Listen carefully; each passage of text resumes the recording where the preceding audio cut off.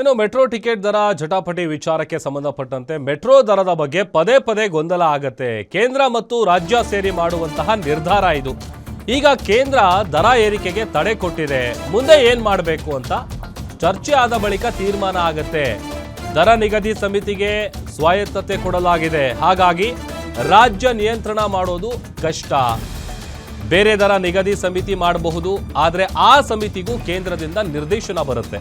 ಬೆಂಗಳೂರಿನಲ್ಲಿ ಗೃಹ ಸಚಿವರು ಕೊಟ್ಟಿರುವಂತಹ ಸ್ಟೇಟ್ಮೆಂಟ್ ಇದು ಸಾಕಷ್ಟು ಗೊಂದಲಕ್ಕೆ ಕಾರಣ ಆಗಿದೆ. ಯಾಕಂತಂದ್ರೆ ಎಕ್ಸಾಕ್ಟ್ ಆಗಿ ಕೇಂದ್ರದವ್ರು ಮಾಡ್ತಿರೋದ ರಾಜ್ಯದವ್ರು ಮಾಡ್ತಿರೋದ ಅಂತ ಏನ್ ಮಾತನಾಡಿದ್ದಾರೆ ಗೃಹ ಸಚಿವರು ಕೇಳಿಸ್ಕೊಳ್ಳೋಣ. ಇಲ್ಲ, ಇದು ಯಾವಾಗಲೂ ಈ ಮೆಟ್ರೋದು ಪದೇ ಪದೇ ಗೊಂದಲ ಆಗೇ ಆಗ್ತದೆ. ಅವರು ನಾವು ಇಬ್ಬರು ಸೇರಿ ಮಾಡುವಂಥದ್ದು ಯೋಜನೆ ಇದು. ಅವರು ಕೂಡ ಕನ್ಸಲ್ಟ್ ಮಾಡಲೇಬೇಕಲ್ಲ, ಇನ್ಕ್ರೀಸ್ ಮಾಡೋಕ್ಕಾಗಲಿ ಡಿಕ್ರೀಸ್ ಮಾಡೋಕ್ಕಾಗಲಿ. ಈಗ ಅವರು ಹೋಲ್ಡ್ ಮಾಡಿದ್ದಾರೆ.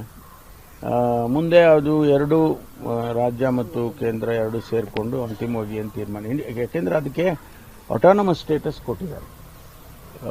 ಅಲ್ಲಿನ CMD ರಾಜ್ಯ ಸರ್ಕಾರವನ್ನು ಕೇಳ್ಕೊಂಡು ಏನು ಮಾಡೋದಿಲ್ಲ.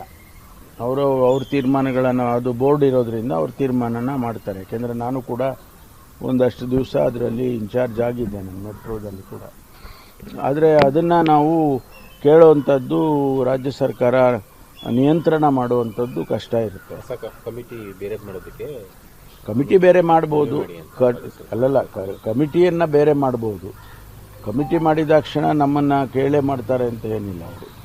ಅವರು ಅವ್ರದ್ದೇ